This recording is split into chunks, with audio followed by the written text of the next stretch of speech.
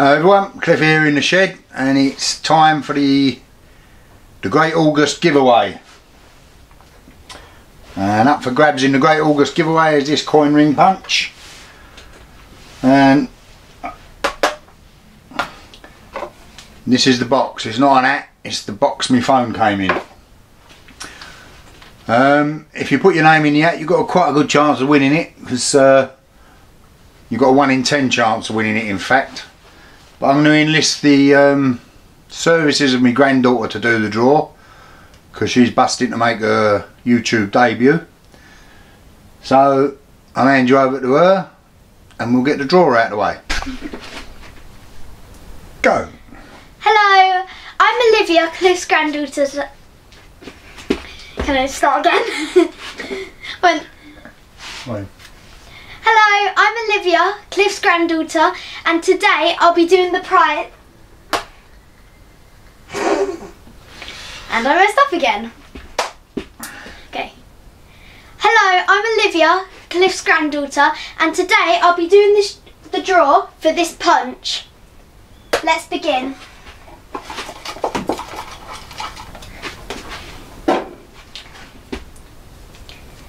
And the winner is Ian Matthews. Congratulations. There is the camera. Thanks for watching. Bye.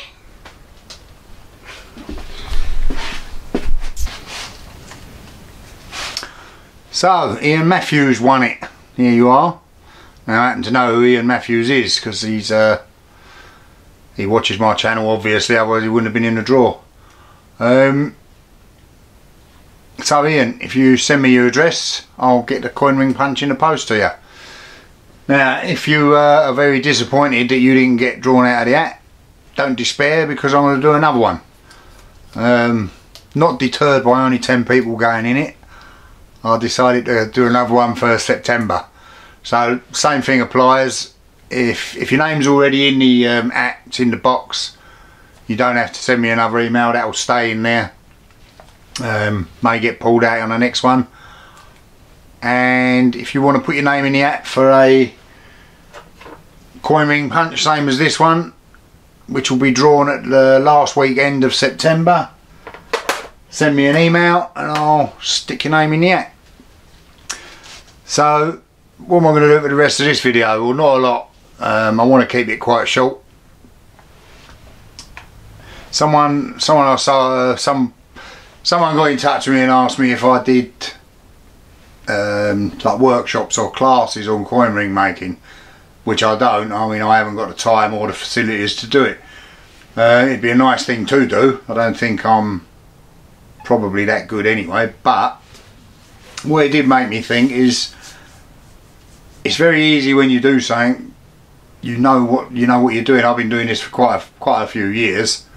I don't profess to be an expert, but what I thought I would try and do is take myself back to when I started, and some of the things that were probably a bit of a mystery to me when I started, and just explain them. They're very simple things, and I really do not want to come across as condescending or up my own arse, because I don't think I'm either.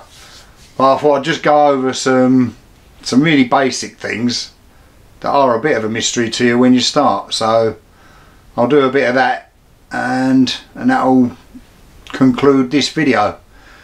So let's go over to that and I'll try and explain some stuff.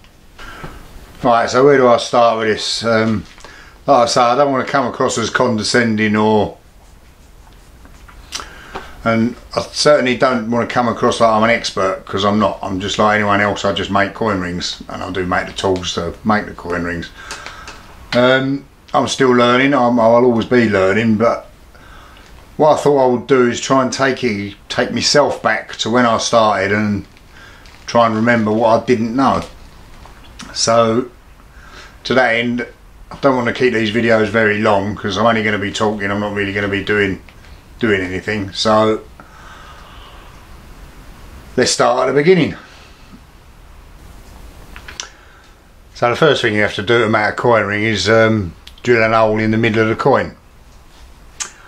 And like most people, when I started, I tried to do it with my drill press. I tried various means of holding it. If you've ever tried that, you know it's not an impossible task. And now I use the coin ring punch, which in the last video I think I probably did to death. But when I started I didn't really know much, so I eventually made myself a coin ring punch, and this is the first one I made. It was a double-ended one.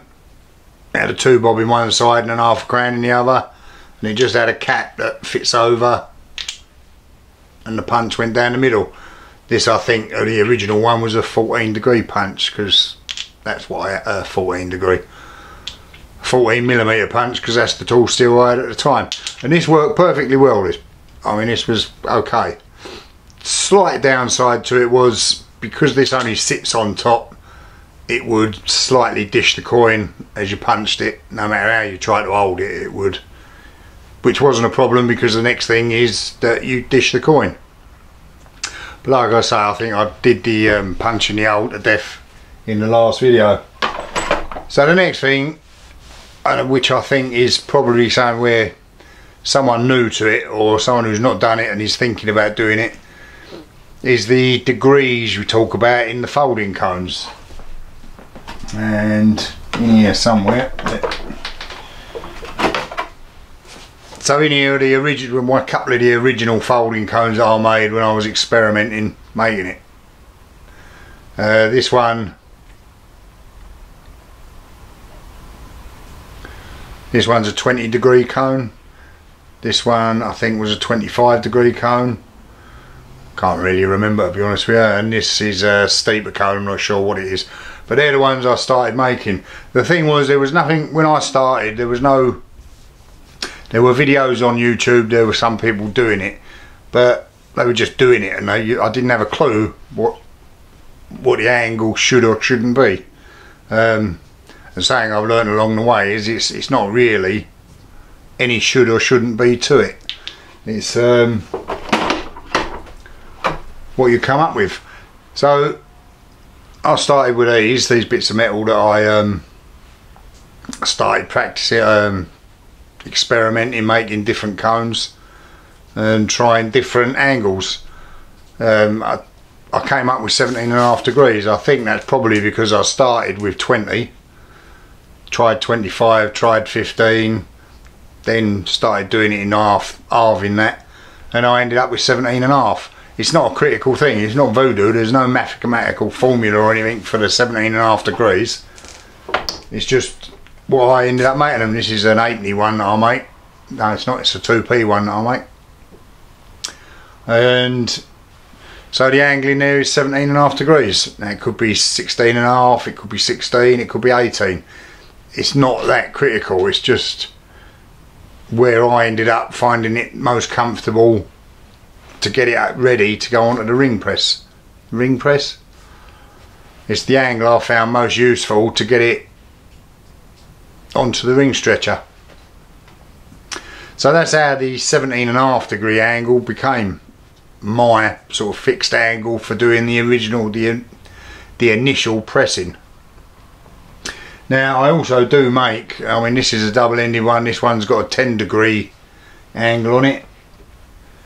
This one's got a 20 degree angle. Now if you've never made a coin ring, you've probably got no idea why you would have all these different angles. So let's just have a look at what's what. So this is what you do the initial press with, the 17.5 degree angle. Now nowadays I use these 40 degree cones that I make, and these two cones, they're just slightly different sizes, and they're 17.5 degree mouth cones. Basically they go in there and they fit in there, and they're tight against the edge. And what they do is, this is a 2p, hopefully it'll focus it, and that will get that somewhere like that, a reasonably nice straight sided coned coin ready to go on the ring stretcher. You can use ball bearings just the same. I started with ball bearings. I used ball bearings for a long time before I started making these.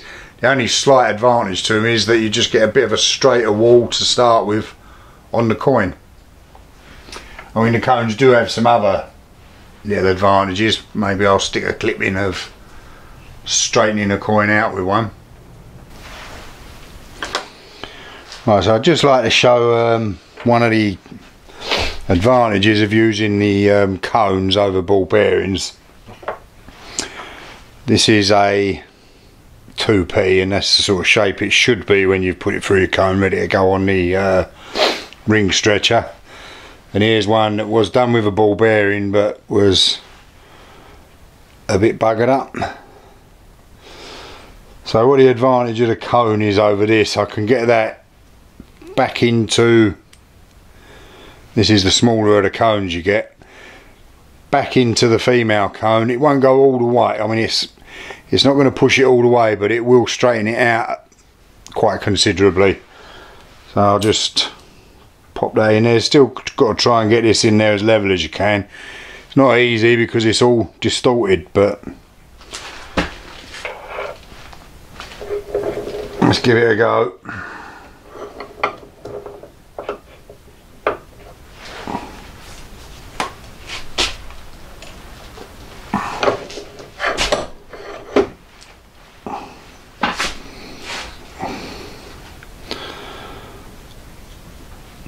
And we've still got that, it's quite distorted still, I mean it's still got that twist in it, but I'll be able to take most of that out on the ring stretcher, and if I wanted I could keep going backwards and forwards, but it has rounded it up, and that's the important bit. But that's it, that's the magic of a 17.5 degree, a 10 degree, a 20 degree. They'll give you slightly different finishes. I mean, these, the 20 degree and the 10 degree cones are really for finishing the sides in the rings. And I've got a couple of 2p rings here that I've just knocked up, just to give you an example of what happens when you use different angled cones. So I'll put them on the ring stretcher. Both of these rings started out the same size off the ring stretcher. So this is one I did with a 20 degree cone. Alright, so I've finally got it in focus. So hopefully that will show you the curve on there. And that's a 20 degree curve. And this ring is just over a K, about a K and a half. Now this one,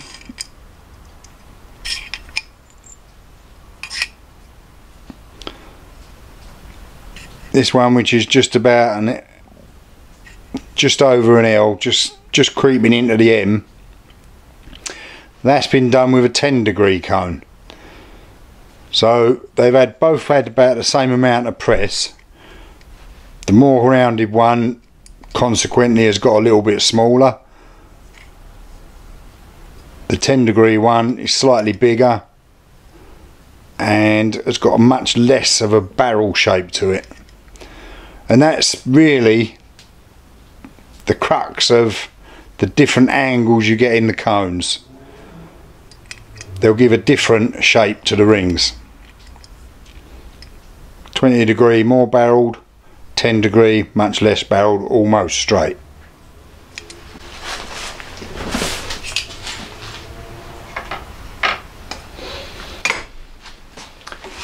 So that's about it really for this little video. I don't really want to spend hours just boring you with talking, but hopefully that'll give you a little bit of insight into what the cones are, what they're about, and take some of the mystery out of it. So that's it for this one. Thanks for watching. Send me your emails, get your name in the hat if you want to have a go at winning the coin ring punch for the September draw, and I'll see you again on the next one. If anyone does have any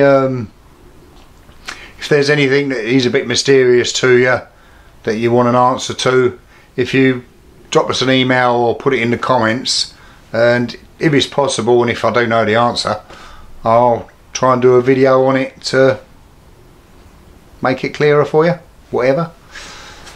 Thanks for watching, and I'll see you again soon. Bye now.